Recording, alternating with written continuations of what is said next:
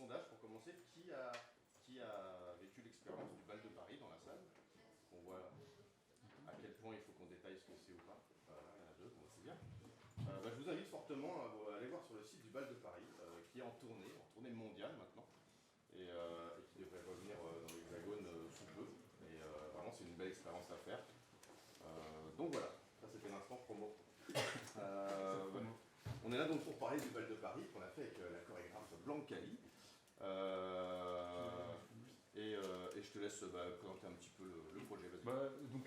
Monsieur Frédéric Lecomte, cofondateur de Backlight Studio avec moi, Jonathan Tamen.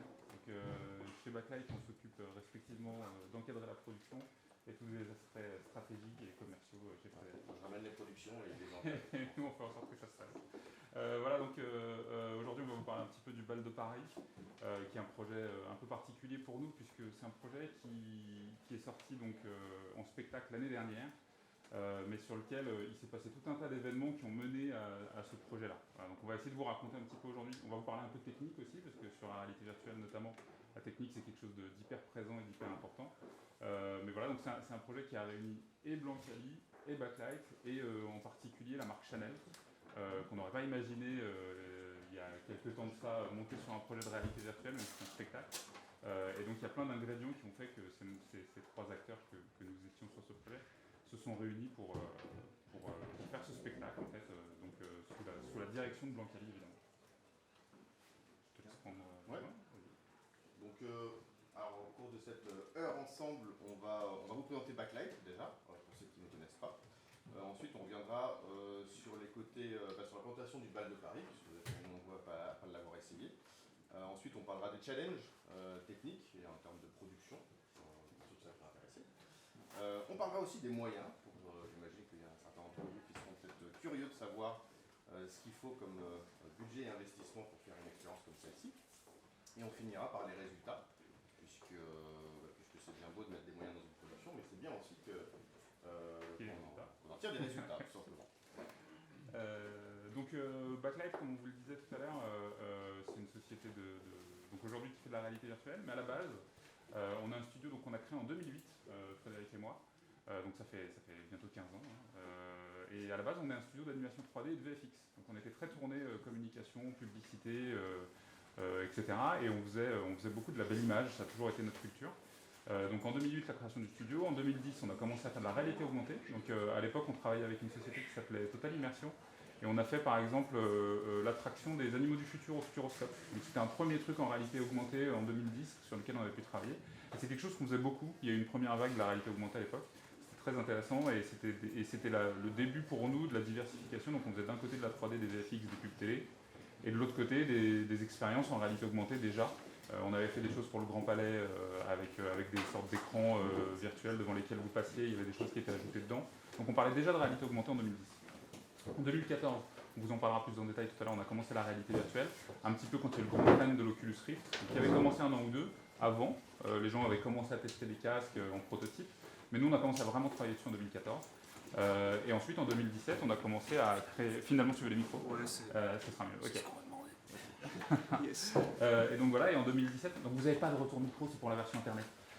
Donc en 2017, on a commencé à créer des contenus pour ce qu'on appelle le Location-Based Entertainment. Donc c'est le divertissement en fait pour le grand public. Et donc à cette époque-là, ça va être important pour plus tard dans la présentation, on a créé notamment le jeu Eclipse, qui est une escape game qui se joue avec 4 joueurs et qui était un peu une première sur le milieu de la réalité virtuelle à l'époque, sur plein d'aspects, on vous en parlera. Et donc voilà, 2020, on a créé notre propre marque de divertissement à destination de la réalité virtuelle et des lieux de divertissement. Et puis voilà, depuis on commence à travailler sur les casques autonomes et à proposer des produits sur les... Votre propre marque, c'est OZ?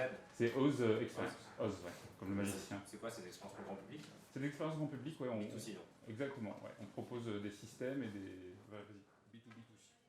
On équipe des salles et des lieux qui veulent s'équiper en réalité virtuelle pour accueillir le grand public. Ok, ouais, d'accord. Pardon. Et c'est Oz Experience, ouais. Donc c'est notre propre LBE. Non, c'est pas notre propre LBE, non. Mais si vous voulez bien, on garde peut-être les questions pour la fin, comme ça on essaie de... Parce que sinon on va pas tenir les timings.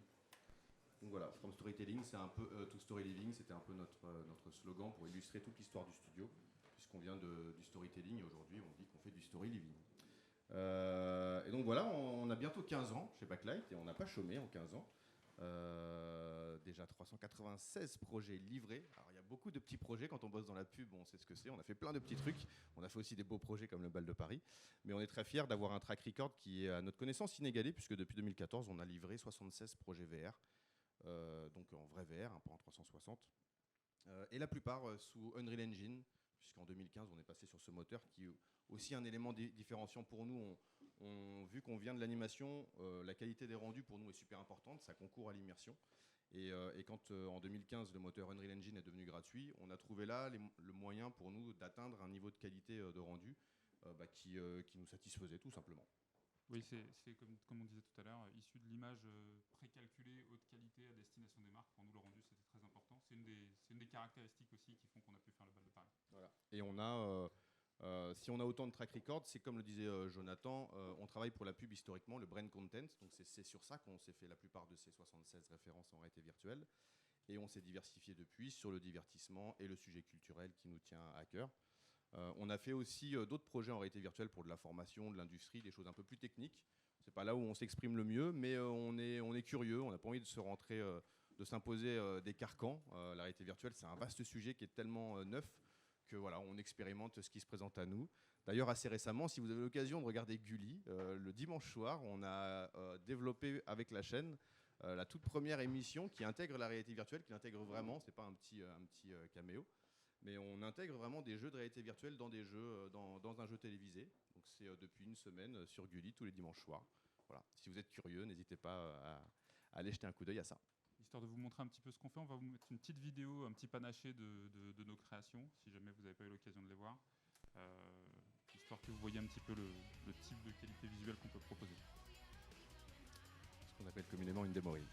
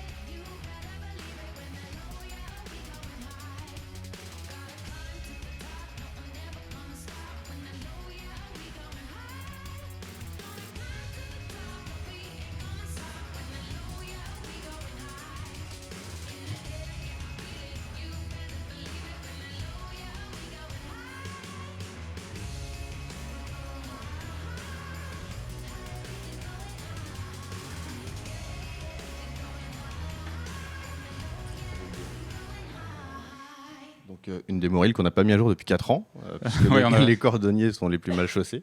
Mais l'idée, encore une fois, si on vous montre ça, c'est pour un petit peu démontrer ce niveau d'attente visuelle qu'on peut avoir sur la réalité virtuelle, qui n'était pas celui-ci à l'époque.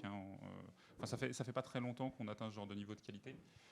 Et pour nous, c'était important parce que c'est ce qui fait que des marques peuvent faire confiance à Backlight pour fabriquer des projets. Et c'est ce qui fait que sur ce projet-là, et Blanca et Chanel ont pu se projeter dans la fabrication d'un projet on va dire de haute couture en réalité virtuelle. C'était très important de pouvoir réunir tous ces facteurs. Donc, comme on le disait tout à l'heure, nous voilà, c'est un petit peu un rêve de gosse de faire de la réalité virtuelle. On a commencé avec la réalité augmentée, mais dès 2013, quand on a testé les premiers casques de réalité virtuelle, c'était un peu voilà, un truc qui nous a beaucoup retourné. Nous, on est les générations, voilà, on a tous les deux 40 ans, on est génération 90. Là, on a grandi avec les films comme Tron, Le Cobaye et Matrix. Et on a rêvé devant des pixels à l'écran.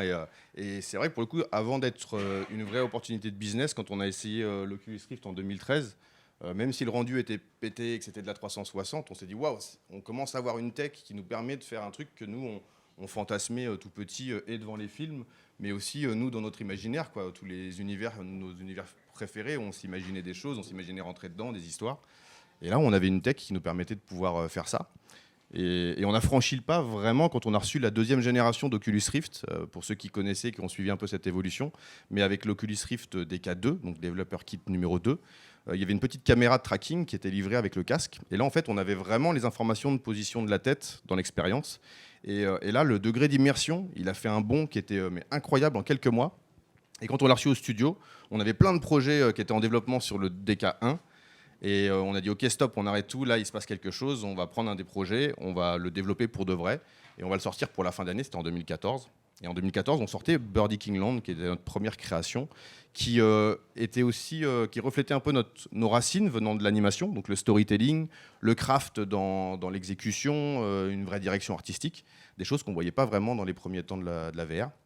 Et on a sorti Birdie qui tourne toujours, qui était chez MK2 par exemple, quand ils avaient leur salle, et qui tourne toujours aujourd'hui dans des salles dans le monde entier, puisque quand on fait un contenu bien pensé, bien produit, il peut avoir une durée de vie qui est assez étendue, quoi. Voilà. Ouais, puisque Birdie, ça fait 8 ans maintenant, il tourne encore. Donc quand on crée le Cap Bal de Paris, c'est un facteur important aussi. C'est des projets qui ont une telle qualité visuelle qu'ils peuvent tenir dans le temps. En fait, il y a beaucoup de choses qui sont vite devenues obsolètes dans le milieu de la VR.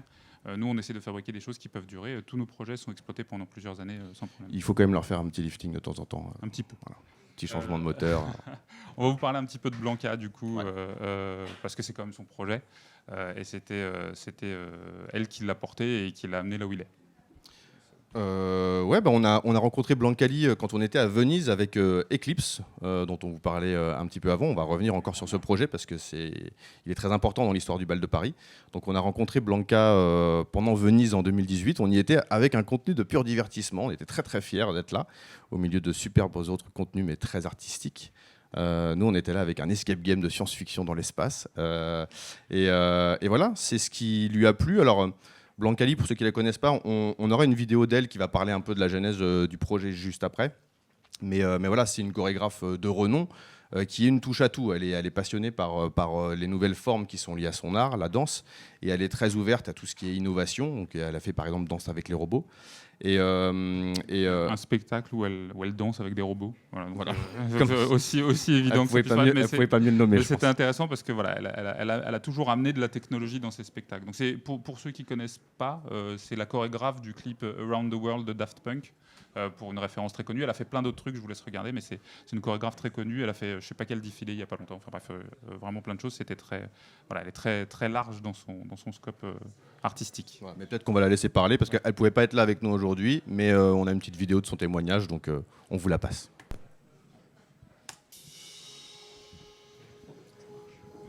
J'ai créé cette expérience parce que j'avais envie d'inventer quelque chose qui n'existait pas. Et ça, c'est quelque chose qui m'excite beaucoup toujours. C'est de me dire qu'est-ce que je peux faire qu'on n'aurait pas pu faire il y a 15-20 ans.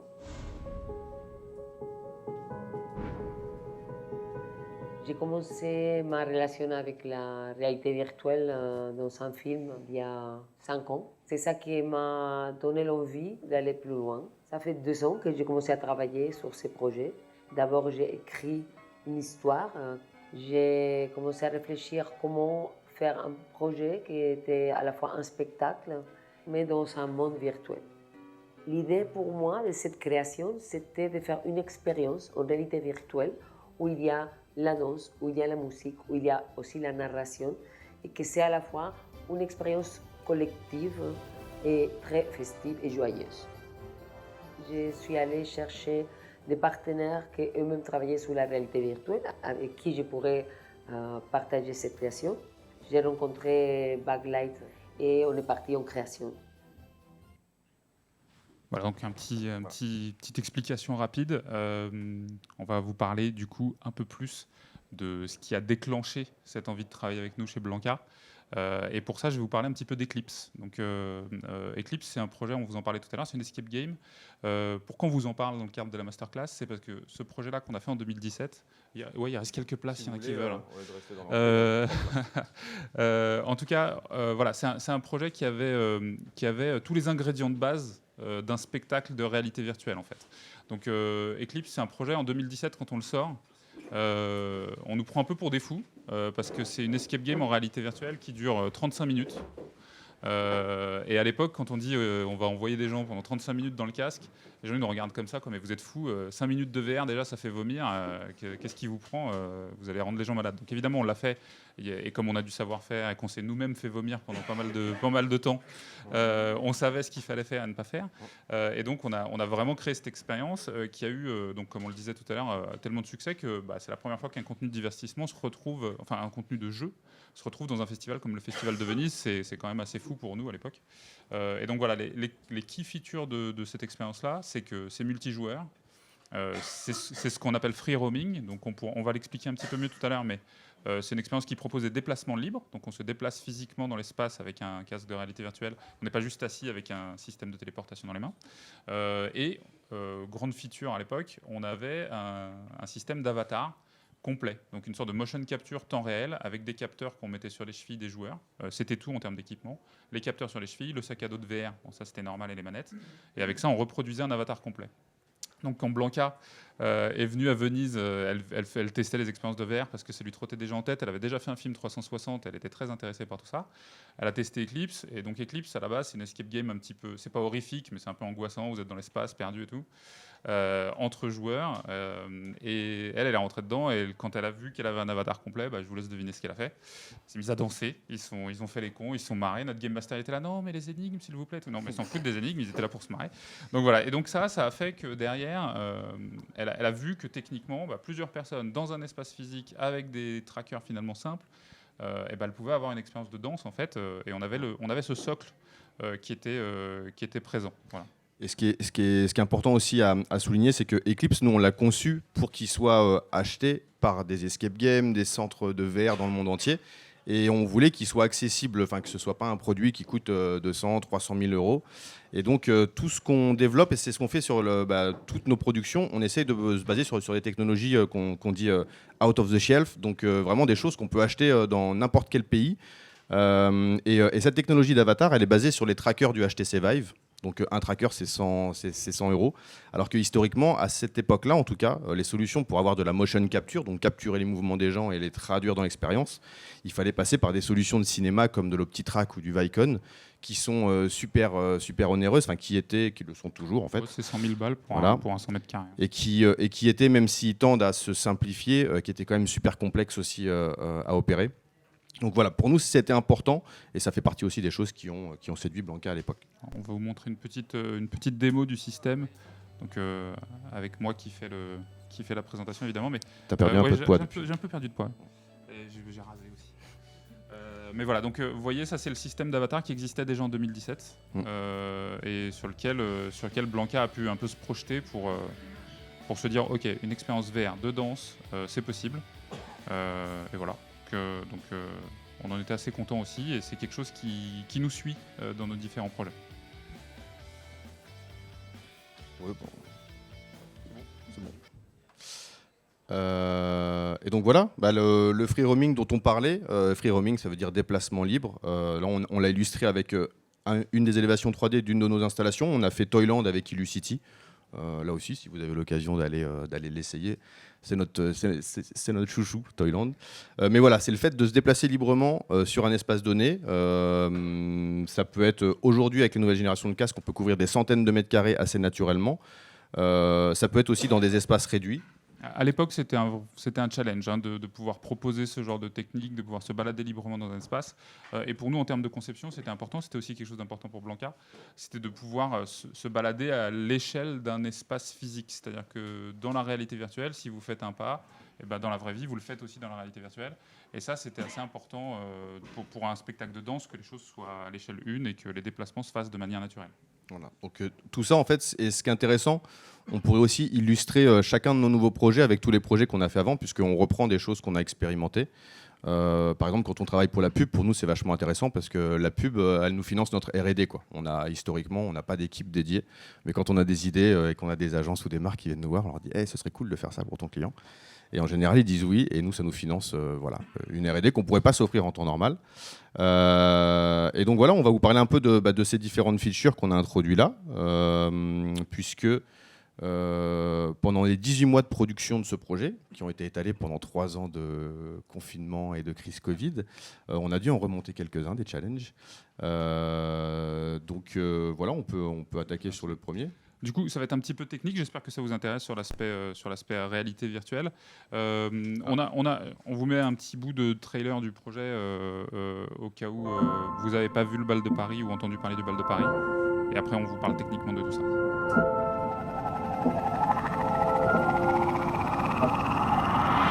Bienvenidos al Bal de París. Mi nuevo espectáculo inmersivo en realidad virtual.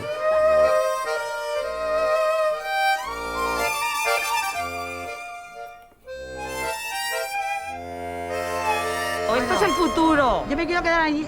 Yo también. Lo mejor que he visto en realidad virtual en mi vida. Mira que he visto cosas, ¿eh? Tener esta experiencia al menos una vez en la vida.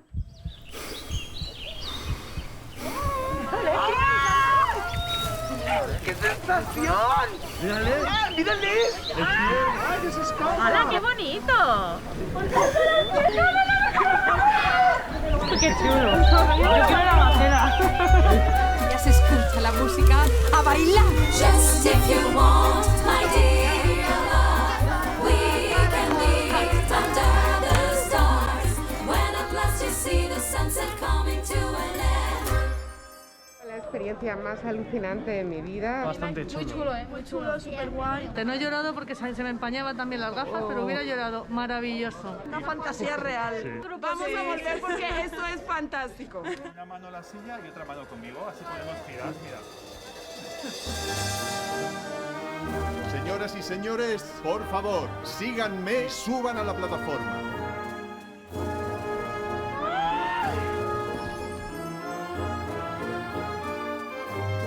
¡Qué maravilla! ¡Qué divertido! Ha sido lo más divertido de todo. Increíble. El viaje en barca brutal. Espectacular. ¿Lo has pasado? Yo me quedaría ahí.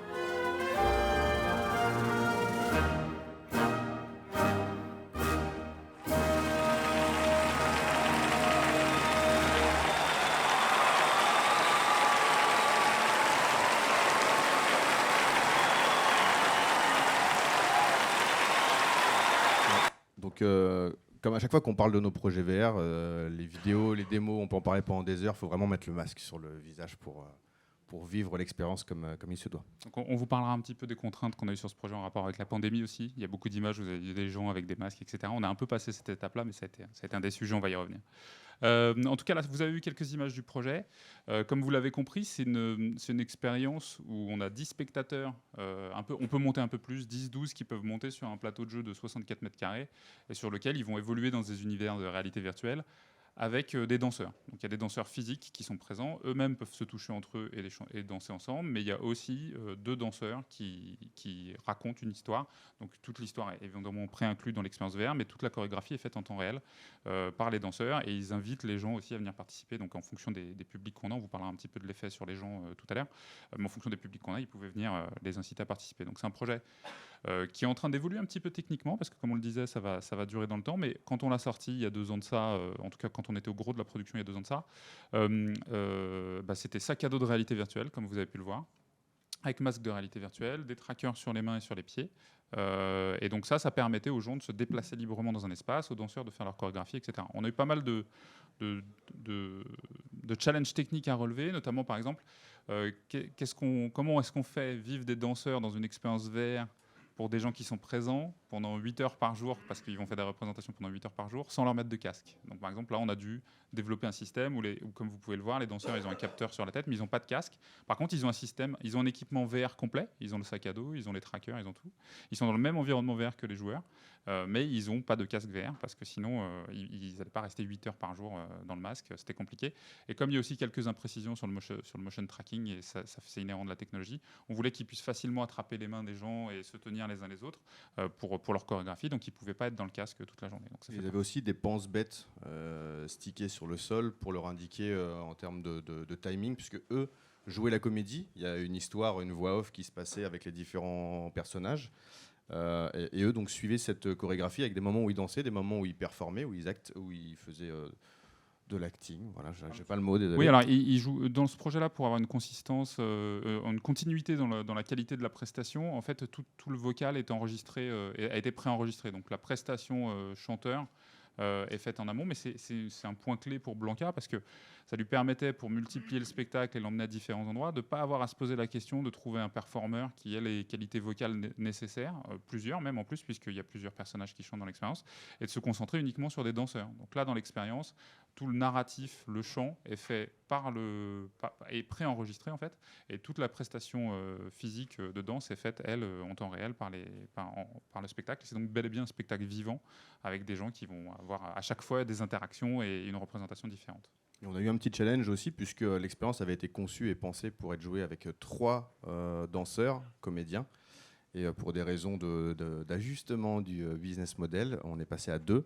Donc en fait, ils ont dû apprendre au fur et à mesure à prendre différents rôles au cours de l'expérience. Mais les équipes de Blanca étant habituées à apprendre des chorégraphies et à mémoriser ces choses-là, ça s'est passé assez bien. Mais on est passé quand même de trois comédiens qui avaient chacun leur propre personnage à 2 comédiens qui passaient de l'un à l'autre pendant l'expérience. À proprement parler, en plus de ça, il y avait quand même déjà cette base dans le projet, dans le sens où les comédiens incarnent jusqu'à 10 personnages différents. C'est un peu la magie de la VR, c'est qu'ils peuvent switcher d'un perso à l'autre, et en l'occurrence, comme en plus de ça, ils n'ont pas besoin de changer leur voix, et ils peuvent vraiment jouer des persos différents en incarnant juste le mouvement du personnage.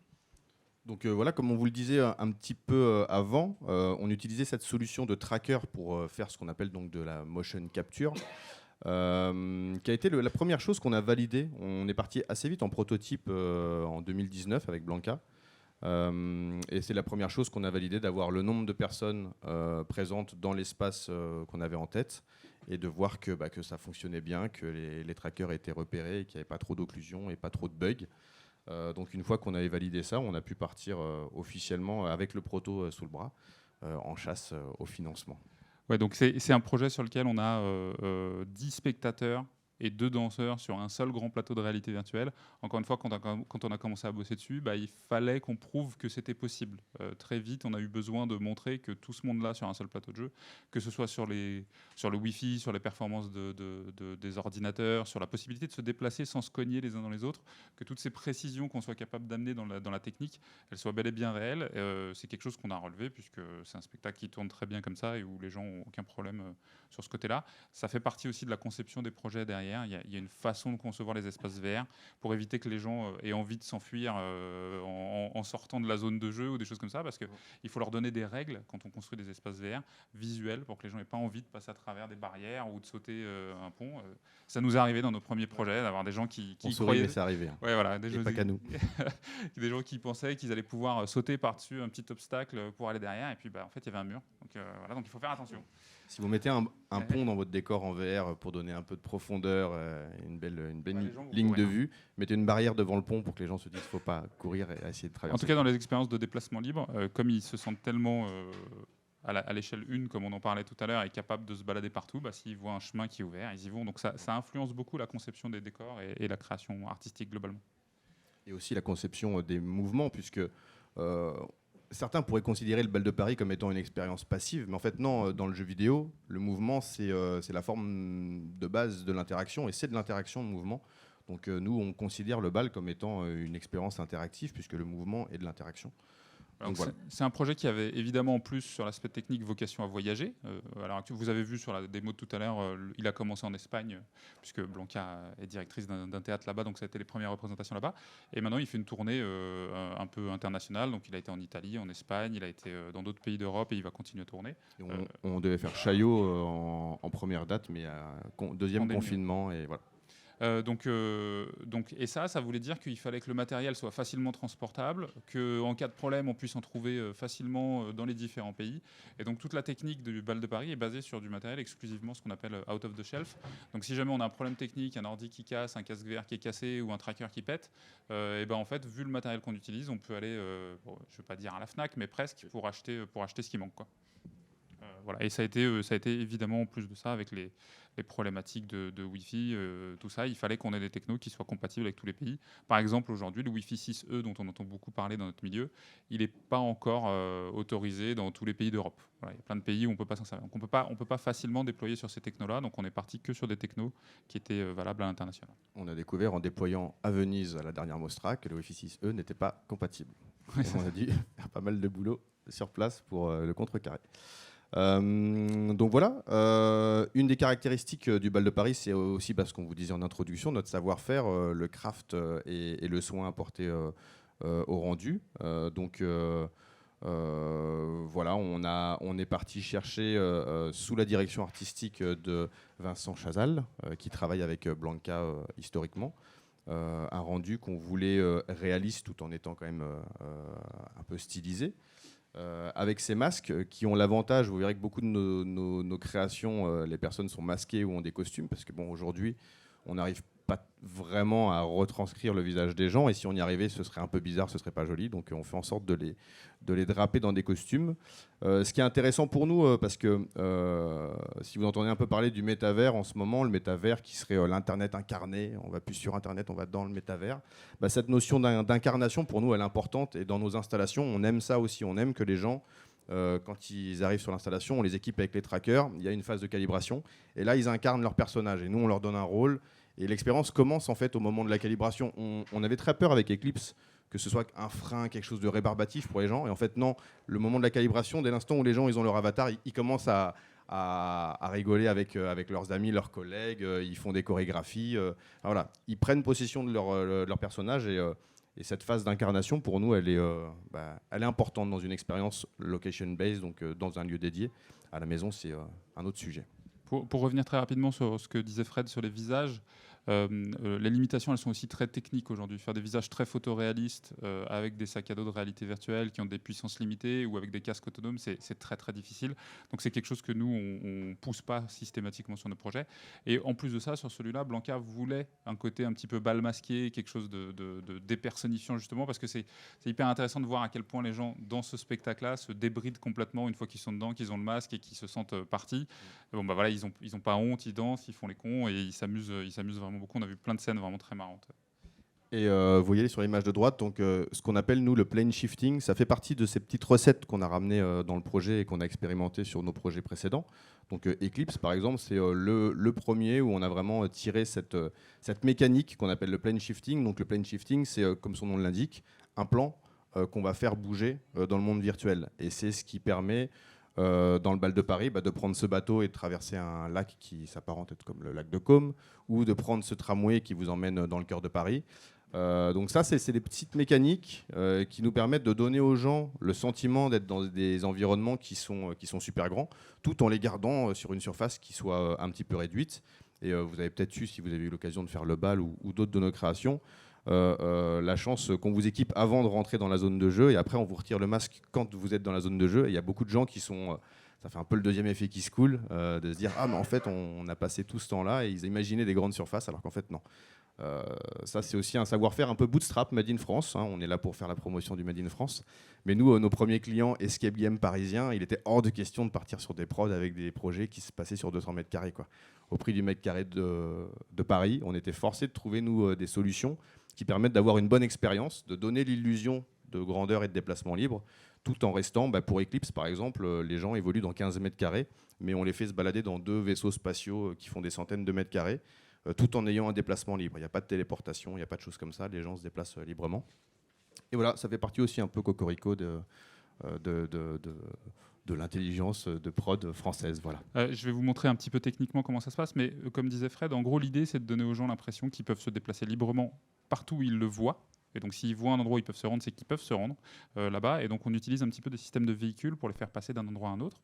Donc pour vous donner un petit exemple, là, les joueurs sont toujours sur notre plateau que vous pouvez voir, c'est la dalle au sol un petit peu claire, notre plateau de 64 mètres carrés, et on veut les amener à voyager, donc on veut les faire se déplacer d'un espace virtuel vers un autre, et pour ce faire, on va utiliser, là en l'occurrence c'est un moment du spectacle où il va y avoir un véhicule qui va venir les chercher, et donc ils vont devoir se déplacer librement sur cet espace de jeu, donc ils vont voir le véhicule qui arrive.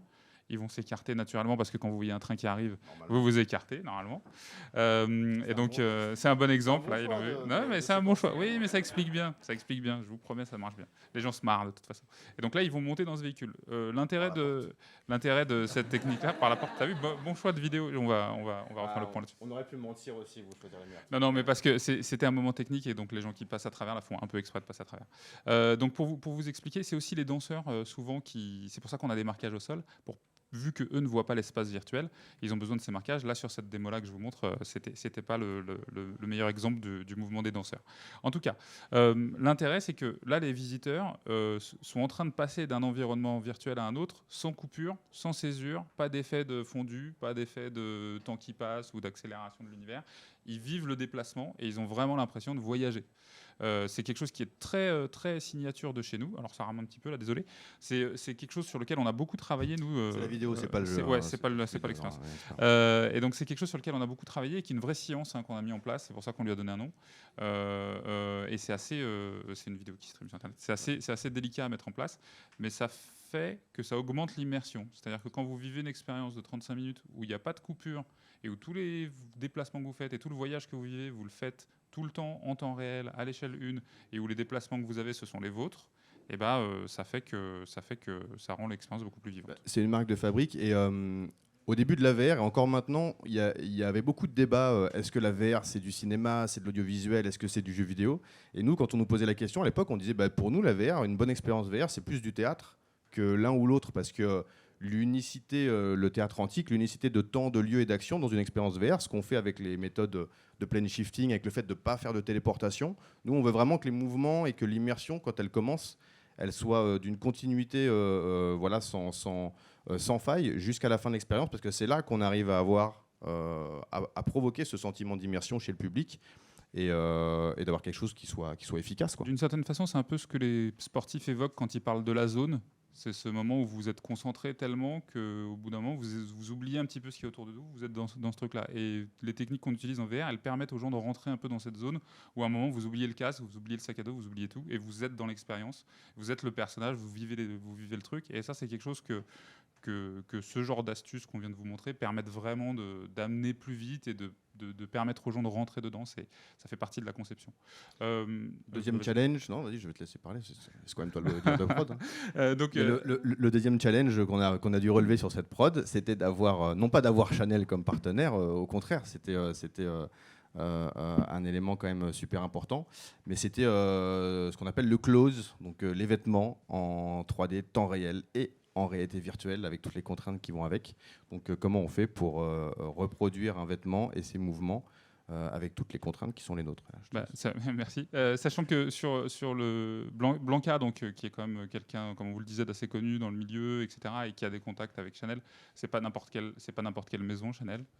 Et nous, quand on nous a dit, on va bosser avec Chanel, je vous avoue que la réalité virtuelle, la technique, la 3D, les casques, les machins, les fils partout, on s'est dit, oulala, ça va pas être facile. Et en fait, ils ont été super, ils ont été incroyables. Pour ce projet, ils ont designé des tenues spécialement pour le projet du Bal de Paris. Donc il y avait des bases de réflexion qui ont été faites entre des directeurs artistiques de chez eux et Blanca pour aller chercher une esthétique et un certain look d'une certaine époque. Elle voulait un truc qui tournait un peu dans les années 30 en termes d'esthétique. Et donc ils nous ont designé des vêtements spécialement pour le projet, et on a travaillé beaucoup avec eux en aller-retour sur aussi ce qu'on était capable de faire techniquement, et sur le rendu des fibres, et sur le mouvement des vêtements. Et ça avait été vraiment un truc assez audacieux, mais on était hyper contents d'avoir travaillé avec eux, ils ont été incroyables. Et surtout, Chanel ne fait pas de costume homme, donc si vous voulez porter un costume homme Chanel, il faut venir voir le Bal de Paris. Ouais, d'ailleurs, c'est ça, c'est le seul environnement où vous avez des costumes hommes qui ont été designés par quelqu'un de chez eux, parce qu'ils n'en font pas du tout. Donc on a eu la chance de porter ça aussi. Donc là, vous voyez James, qui est l'antagoniste du projet, qui est le séducteur un peu méchant de l'histoire. Je vous montre rapidement, là j'ai quelques exemples un peu techniques, donc je vais cliquer sur le truc, mais juste pour vous dire, donc réalité virtuelle, temps réel, ordinateur portable, contraintes de dingue. Heureusement, on a des gens qui savent faire chez nous.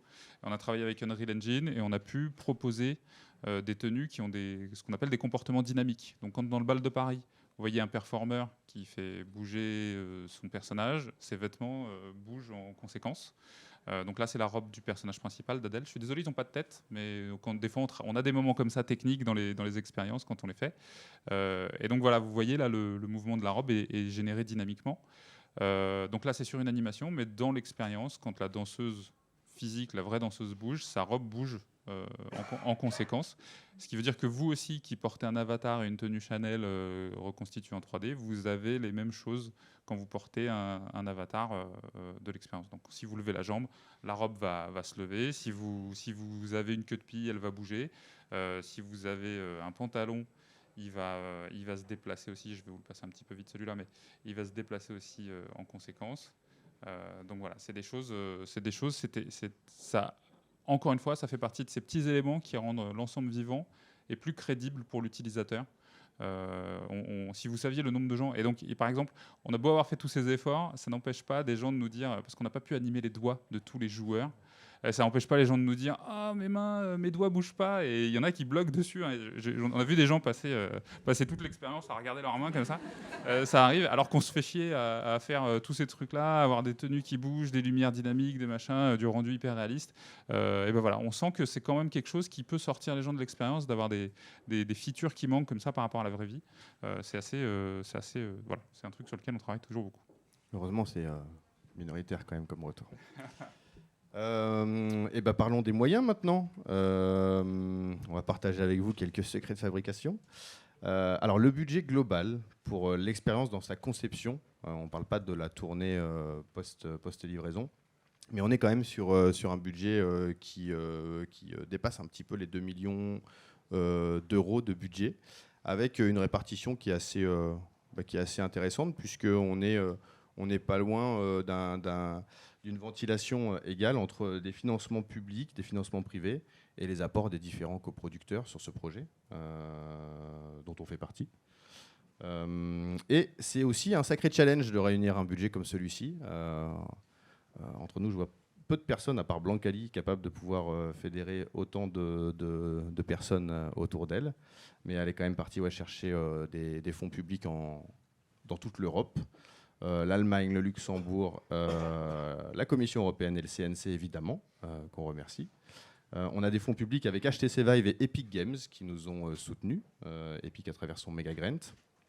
Et voilà, la participation aussi de Chanel et des différents coproducteurs que vous voyez sur la deuxième ligne. Et en termes de budget de production, alors là, on parle que pour notre partie à nous, qui était d'environ 800 000 euros de budget qu'on avait, nous, pour produire ce projet. En comptant la coprod. C'est ça. Oui, tout à fait. Alors, normalement, sur une production backlight, toutes ces lignes-là sont beaucoup plus importantes dans le budget, puisqu'on gère en général, nous, tout ce qui va être écriture, design, concept. Là, on a accompagné les équipes de Blanca sur l'écriture et sur les designs. Mais sinon, vous voyez là cette ventilation, tout ce qui est en bleu, qui représente plutôt la partie graphique, donc modélisation, animation et effets spéciaux, qui est une partie qui est non négligeable sur cette production, parce qu'elle est quand même sacrément ambitieuse. Et on a en gris tout ce qui est grisé, tout le développement avec une partie là aussi non négligeable sur les avatars, le système d'avatar qu'on avait déjà commencé à développer avec Eclipse, mais qu'on a fait évoluer très très fort avec ce projet. Voilà, et on a en haut tout ce qui est encadrement et test pendant toute l'expérience. C'est un projet, la gestion de projet elle est un petit peu élevée, mais c'est un projet sur lequel je crois que vous l'avez compris, on a beaucoup amené en termes de conception et de réflexion. Donc Blanca, qui avait plein d'idées artistiques, il a fallu quand même l'aider à mettre tout ça en forme pour de la réalité virtuelle, pour pouvoir se déplacer librement dans les environnements, pour pouvoir concevoir les décors en fonction de tout ça. Donc on a vraiment activement participé à la conception, à la réflexion de la conception.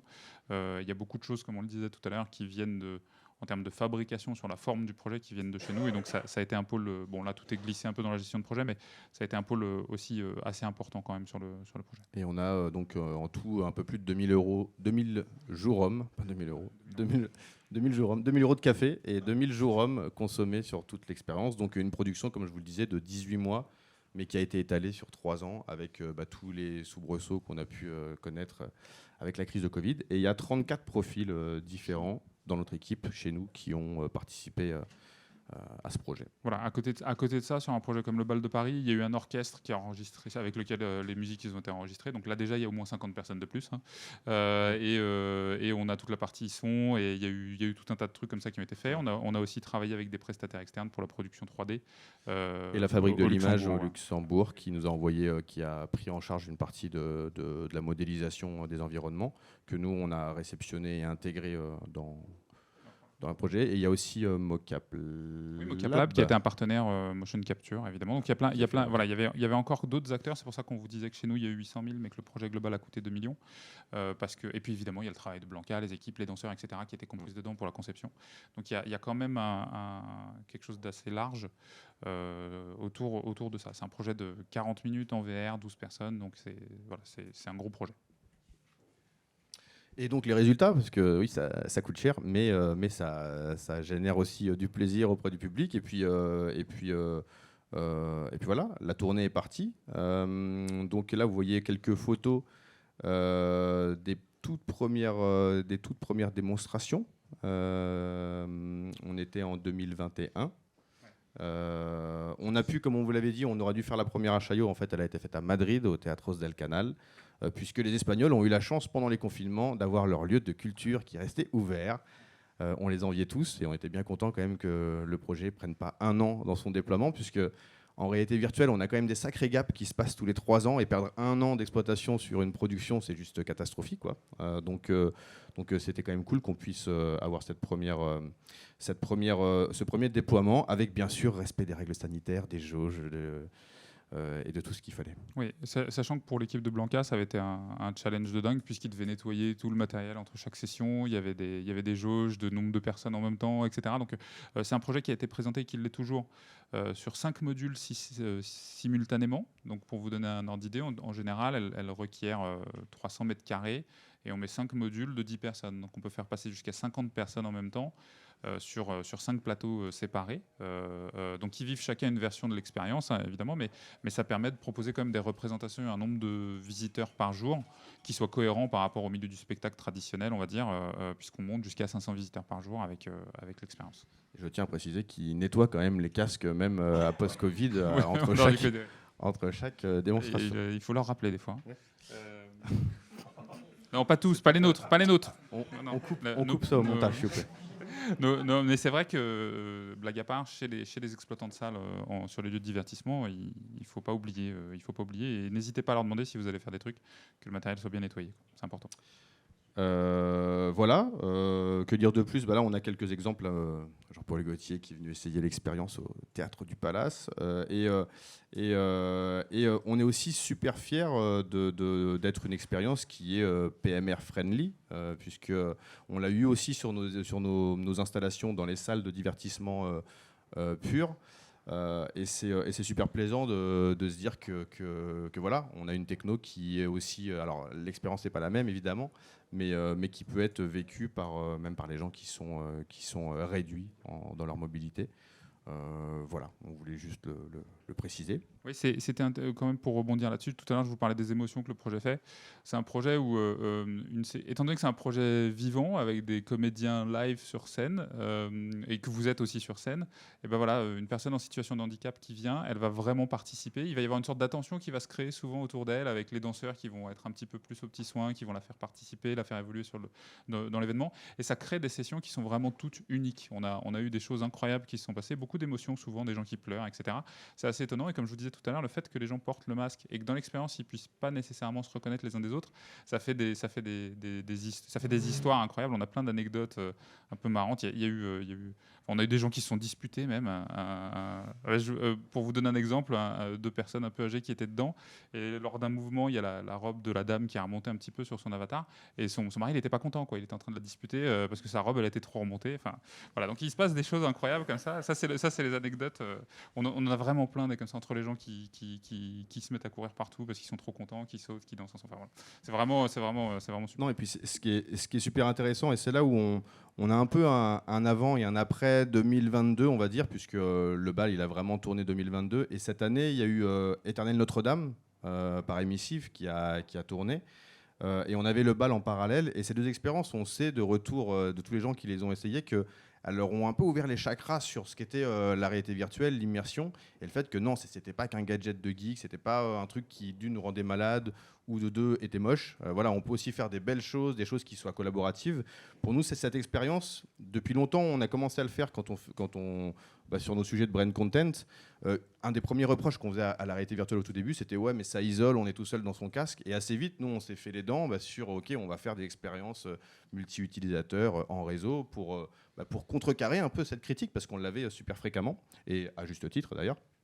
Et donc voilà, on est content aussi que cet usage de la réalité virtuelle commence à prendre et se démocratise, parce que voilà, emmener des gens dans un univers imaginaire, féerique, quel qu'il soit, ou même sur un sujet un peu plus sérieux, quand on bosse pour les marques, voir cet effet des gens qui dans le monde virtuel se retrouvent, se sentent et vivent ce qu'on leur propose de vivre, c'est quand même assez gratifiant pour nous, quoi. Oui, on se serait pas imaginé voir le board de Chanel débouler un jour, tester l'expérience, tous mettre le casque et vous voyez le genre d'équipement, hein, le masque sanitaire, les gants, les trucs et tout, et s'amuser comme des gamins, quoi, des gens de 50, 60 ans qui étaient comme des dingues d'une marque comme ça. C'est vraiment quelque chose, ça nous a, même nous, permis de nous rendre compte à quel point on pouvait créer des choses universelles qui parlent à tout le monde, malgré une technologie qui a tendance à se simplifier maintenant, mais qui était et qui reste quelque chose d'un petit peu lourd à porter et à encadrer, et où une bonne partie de l'équipe sont des techniciens informatiques. Hein, voilà, c'est vrai.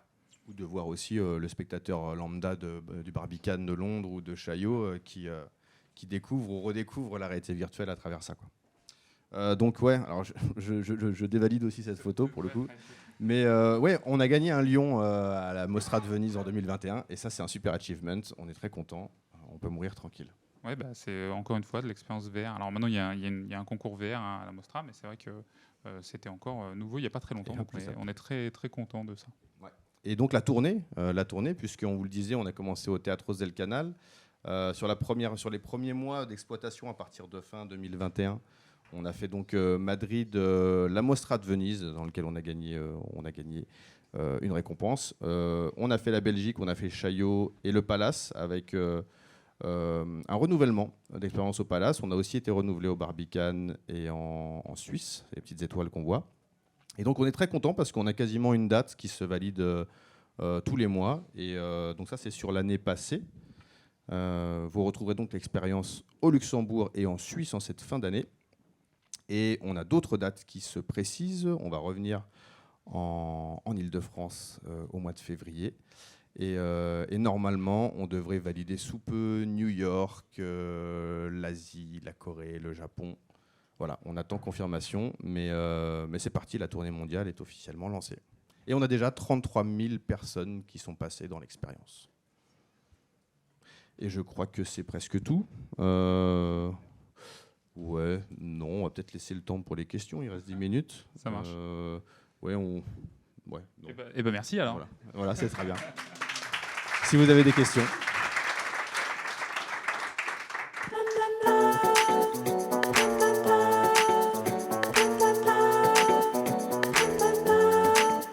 French touch.